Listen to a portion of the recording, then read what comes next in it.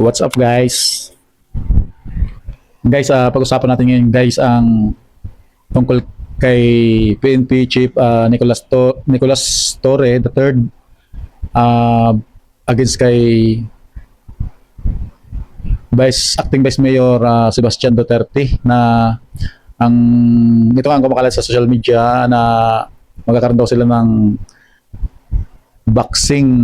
boxing dito na gaganapin sa Araneta Coliseum. Naghahamon na yung dalawa kasi alam naman natin na yung kabila is administration at saka yung kay Tory, di ba? Di ba PNP chief siya. Tapos ito naman si Basti Duterte, opposition sila dahil nga yan yung anak ni former President Roa Duterte, di ba? Former President Rodrigo Roa Duterte, di ba?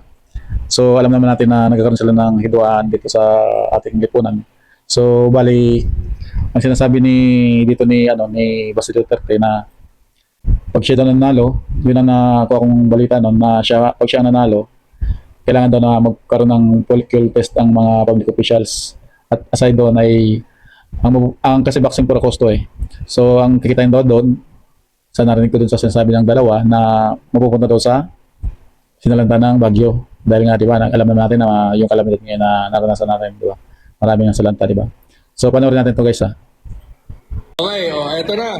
So, yun na nga guys, kung makikita nyo dyan guys na nagpa-practice si Tory, di ba? Ayan guys, hindi ko alam kung itong dalawa na ito parang nagkakalokan lang eh. Si Tory at saka si Basti Duterte. Panoorin naman natin guys yung kay Basti Duterte guys. So ito na nga guys yung kay Basti Duterte guys. Ayan guys, kita nyo naman nagpa-practice na rin siya guys ng boxing guys. Kayo guys, anong sa inyo guys? Kanino kayo pupusta guys? Matuloy kaya to guys? Comment kayo guys kung anong magiging resulta nito guys. Sabi nila sa linggo daw eh. Pero lang to eh, parang lang doon, nakikisaw-saw lang sa social media para pag-usapan. Hindi natin alam guys, di ba? Kasi nga, guys, sinabi ko, may mga hidwayan sila sa kanilang mga partido eh.